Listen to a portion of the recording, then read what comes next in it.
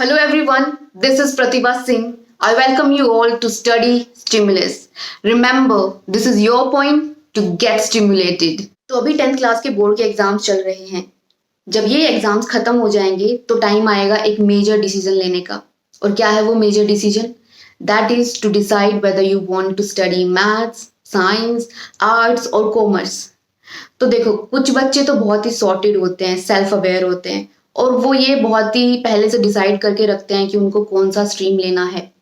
But दूसरे तरफ देखें तो कुछ बच्चे ऐसे भी होते हैं जिनको नहीं पता होता उनके इंटरेस्ट के बारे में, उनको सही स्ट्रीम उनके लिए कौन सी रहेगी, तो वो दूसरों के इन्फ्लुएंस में आके चूज कर लेते हैं. और दिक्कत कहाँ आती है? अब उन्होंने सब्जेक्ट तो चूज कर लिया but after 1 or 2 years they are realising this subject is not for them. तो फिर अब क्या करा जाए? अब बैक स्टेप अगर वो लेते हैं तो ये तो एक बहुत ही करेज का काम है और ले लेना चाहिए. अगर आपको ऐसा लग रहा है अपने करियर में कि आपने गलत करियर चूज कर लिया है तो बैक स्टेप लेना would be I guess worth it. But काफी लोग नहीं ले पाते हैं क्योंकि जब आप बैक स्टेप लेने की बोलते हैं, आपका 1-2 साल निकल चुका होता है और आप अपने पेरेंट्स को जाके बोलते हैं कि this is not what I want to study, तो आपके पेरेंट्स भी आपको सजेस्ट नहीं करेंगे कि आप अपना ड्रॉप करके दोबारा स्टार्टिंग से स्टार्ट करें. और आपके लिए भी थोड़ा ये ट्रबलफुल होगा ऐसा करना, क्योंकि 1 साल का गैप आ जाता है, आपके सभी साथी आगे निकल जाते हैं, तो आप ऐसा प्रिफर नहीं करेंगे कि आप जो है फिर से सब शुरू से शुरू करें. तो ऐसे में आज मैं आपको इस वीडियो में ये बताने वाली हूं कि किन किन पॉइंट्स का आपको ध्यान रखना है while you are choosing your stream in 11th class after your 10th class. तो देखते हैं कि वो कौन कौन से पॉइंट्स हैं जिनका आपको ध्यान रखना है और ऐसी कौन सी बातें हैं जो आपको बिल्कुल नहीं करनी है while choosing your subject. So let's start the video. तो पहला और सबसे मेन जो पॉइंट है मेरे हिसाब से is to know your interest, कि आपका इंटरेस्ट क्या है. अब इससे क्या मतलब है? देखो, 10th क्लास तक आपने बहुत सारे सब्जेक्ट पढ़े होते हैं और आपको ये देखना होता है कि जिस सब्जेक्ट में आपकी क्यूरियोसिटी ज़्यादा है, मान लो आप साइंस पढ़ रहे हो और साइंस का एक कोई चैप्टर पढ़ रहे हो आप, और वो चैप्टर पढ़ते पढ़ते उसमें जो इन्फॉर्मेशन दे रखी है वो आपने पढ़ ली, आपको समझ में भी आ गई, but you are curious, you are desperate to know more about it, कि इससे आगे क्या, आपको और डीप में जाके पढ़ने का मन करेगा.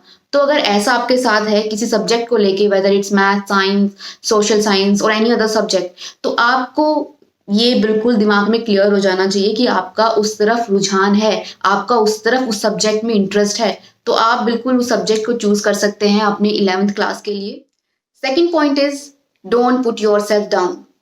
मतलब कि देखो, जब 10th क्लास का रिजल्ट आएगा तो काफी बच्चे ऐसे होंगे जिनके 90s अबाव होंगे, 95 अबाव होंगे मार्क्स, और कुछ बच्चे ऐसे होंगे जिनके 80s में, 70s में मार्क्स होंगे.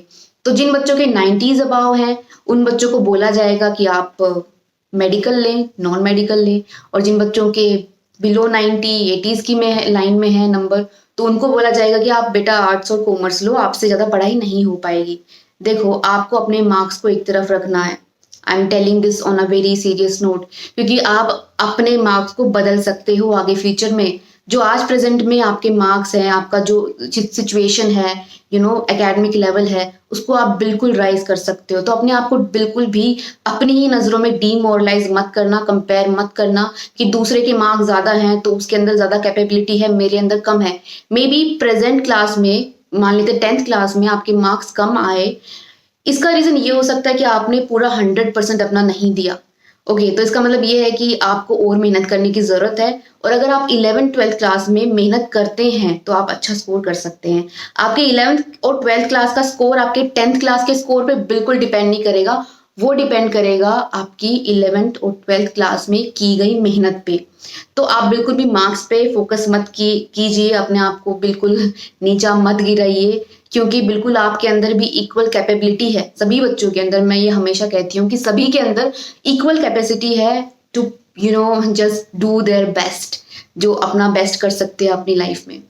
तो ये बिल्कुल मत करना, अपने आप को पुट डाउन मत करना, अपनी नजरों में भी और दूसरों की नजरों में भी. अपने मार्क्स को एक तरफ रख के डिसीजन फिर लेना कि आपका इंटरेस्ट क्या है. अपने अंदर थोड़ा कॉन्फिडेंस बिल्ड करिए कि मे बी आपके 10th क्लास में मार्क्स ना आए, उसको आप रियलाइज करिए कि मेरी गलती कहाँ पर रह गई, कहाँ मुझे इंप्रूव करने की जरूरत है, और फिर जो है you are good to go for 11th and 12th. अगर मार्क्स कम भी हैं तभी भी आप मेडिकल और नॉन मेडिकल पढ़ सकते हैं. बिल्कुल उसके लिए आपके मन के अंदर एक बिल्कुल स्ट्रॉन्ग डिटर्मिनेशन होना चाहिए कि what ever my past was, my present and future is in my hand because you are your own creator.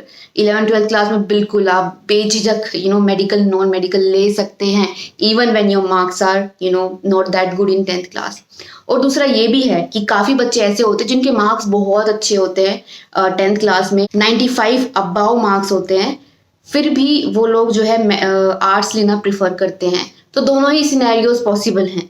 आपका इंटरेस्ट आपके लिए मेन मायने रखना चाहिए. Third point is say no to pressure from family, friends and society. अब देखो कई बार क्या होता है कि जब हम अपनी स्ट्रीम चूज कर रहे होते हैं तो हमें सीधा बता दिया जाता है कि बेटा आपको साइंस लेनी है, बेटा आपको नॉन मेडिकल लेना है, या फिर बेटा आपको आर्ट्स लेना है. तो ये चीज हमारे लिए प्री डिसाइडेड होती है by our parents and we have to follow their statement. जैसा उन्होंने बोला वैसा हमें करना पड़ेगा. हम क्योंकि थोड़े से बच्चे वाली उम्र में होते हैं तो हम अपना पॉइंट नहीं रख पाते हैं पेरेंट्स के आगे, तो हम उनकी विल के हिसाब से अपना सब्जेक्ट चूज कर लेते हैं. फिर दिक्कत किसको होगी बाद में? दिक्कत आप ही को होगी. तो ऐसा बिल्कुल मत करना. जो है अपने लिए स्टैंड लेना और बोलना, अपने इंटरेस्ट के बारे में थोड़ा सा उनको और एक्सप्लेन कर देना अगर वो ना ही समझे तो. और देखो फ्रेंड्स के इन्फ्लुएंस में आके भी बिल्कुल आपको सब्जेक्ट नहीं लेना है. कई बच्चे क्या होते हैं उनको पता नहीं होता उनको क्या लेना है, बट उनको लगता है उनके जो फ्रेंड्स ले रहे हैं वो सब्जेक्ट ही वो लेंगे, साथ बैठ पाएंगे, they can have fun, they can sit together in the same class. और वो बचपन से साथ होते हैं ना, तो उनको लगता है कि अब आगे भी हमारा पूरा करियर हम साथ ही निकालेंगे. बट ऐसा बिल्कुल मत करना. आपके फ्रेंड्स का इंटरेस्ट अलग हो सकता है, आपका इंटरेस्ट अलग हो सकता है. ये एक बहुत ही मेन पॉइंट होता है आपके करियर का. इसको बिल्कुल आप सीरियस लें और जो है अपने इंटरेस्ट को बिल्कुल अच्छे से समझे, जाने और उसके बाद डिसीजन लें. Now fourth point is know your goal clearly. ये बहुत ही सिंपल है. देखो अगर आपको डॉक्टर बनना है तो obviously you have to pursue medical. आपको मेडिकल तो लेनी ही पड़ेगी क्योंकि आप ऑब्वियसली आप पीएमटी का एग्जाम देंगे तो मेडिकल तो मस्ट है, आपको सब आना चाहिए. तो उसके लिए आपको बायोलॉजी पढ़ना पड़ेगा, पीसीबी लेना पड़ेगा और उसी के थ्रू जो है फिर आप एग्जाम क्लियर करके मेडिकल परस्यू कर सकते हो. और अगर फॉर एग्जाम्पल आपका गोल है आईएएस बनना तो उसके लिए देखो आप मेडिकल भी ले सकते हो, नॉन मेडिकल भी ले सकते हो, कोई भी सब्जेक्ट चलेगा. बट मोस्टली जो बच्चे हैं वो आर्ट्स लेना प्रिफर करते हैं क्योंकि कंपैरेटिवली थोड़ा सा, ऐसा नहीं है arts is a easy subject, ऐसा बिल्कुल भी नहीं है, बट कंपैरेटिवली थोड़ा सा आर्ट्स वाले बच्चों को एक्स्ट्रा टाइम मिल जाता है और उस एक्स्ट्रा टाइम को यूटिलाइज करके वो यूपीएससी वगैरह की तैयारी कर सकते हैं.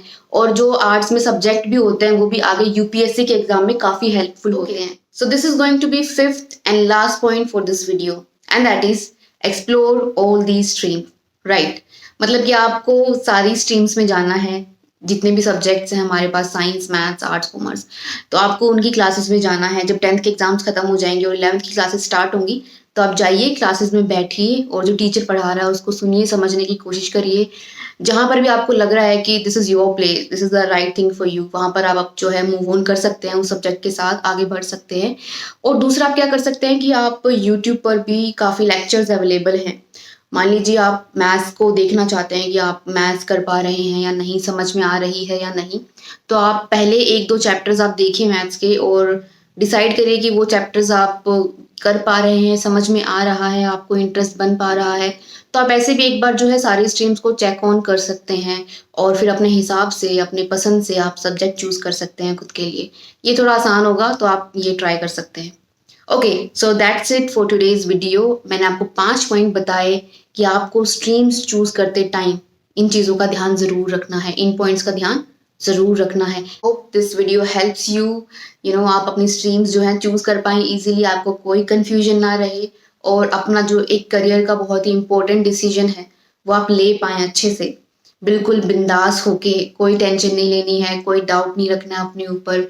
Be confident about your self and just try analyse your past mistakes and अपने ऊपर मेक श्योर करें, थोड़ा डिटरमाइंड हो जाए कि आपको आगे मेहनत करनी है. कोई भी स्ट्रीम आप ले, मेक श्योर आप जो है अपना पूरा 100% दे उसके अंदर. All the very best to all of you guys.